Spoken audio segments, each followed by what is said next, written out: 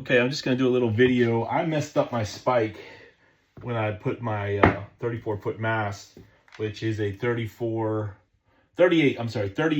to 24 thread on steel. And then I've got my spike here, which I damaged. So I put some oil here on it, and I have gone in here. Now look, this tap and die set is a very, very inexpensive way. There's other tools, they have actual full sets. I just went on Amazon and grabbed a simple set, just 3/8 24, and then I de-threaded it. I cross-threaded it. Excuse me, I cross-threaded it one turn, basically caught it and caught myself and didn't go any further. So I went ahead and bought this tap and die and corrected it. And that's all you do to correct it. You just got to make sure you're level and straight. And if you didn't go too far on the cross thread, it's pretty easy to get it back to where it's going to go. So I've just fixed the spike, the Chameleon spike. And you can see the 3/8 24 Wolf River coil goes on perfectly fine now. Did not do it a minute ago, so that works great. So I know that I have fixed the thread on the 3/8 24. So hey, if you cross thread your 3/8 24, just know that you can go get one of these. If you don't go too far, make sure you put a little lubricant in there, and you'll feel it pop, and then it'll start catching all the other threads. So I highly recommend that. The next thing I'm going to do is use this to fix the male version, and I'm going to do that in a second here. But I figured I'd share that with you guys. Just dealing with my blunders and mistakes, and sharing how I fixed it. All right, I'm going to do a raw video here, no editing. And I just put some oil on the thread here. And I am going to go ahead and position this in here. I don't know if this is the right way to do it, but I'm going to do it this way and see if I can fix the thread. Again, I only made a mistake on a little part of it. I don't know if you can see that. Just the first turn is damaged. So I'm going to make sure this is level and tight, and I am going to stick this in here. I don't know if I'm doing this the right way or the wrong way, but I'm going to try to get it to correct itself.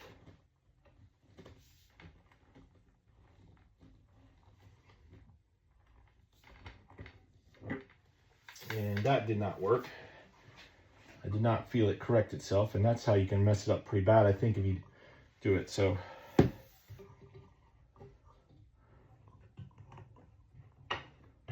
going to try it this way and see if I can get it to go this way. That looks like the better way to do it. And then I will have to use a pair of pliers to turn it. I'm sure there's a better way with some different tools, but I don't have all the tools. So I'm going to use a pair of pliers. These are really good pliers, by the way, to hold it in place.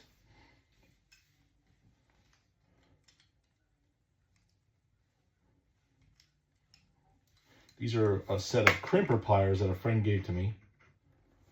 And I'm going to see if we try to hold this straight and turn this and get it to go. I think I've got it.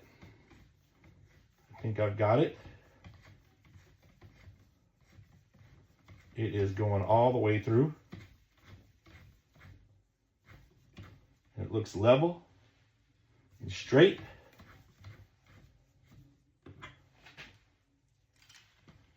And it is caught.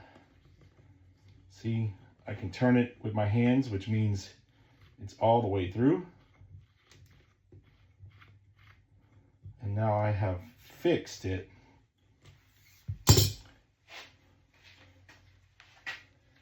And the threads are corrected. There they are. nice and clean. I'm going to wipe them off. They look good.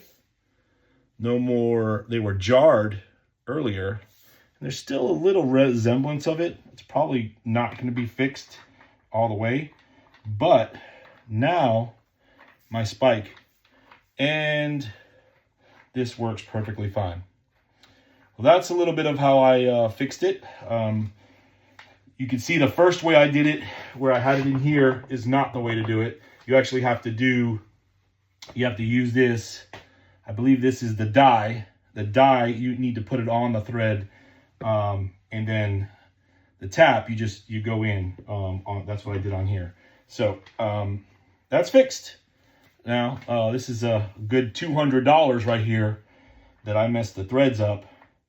And for about $10 on Amazon, I grabbed that tap and die and fixed it. Now, I'm sure there are worse scenarios where you've cross-threaded it too much, where you've cross-threaded multiple, and it can be a little bit harder to fix, but that one was pretty easy.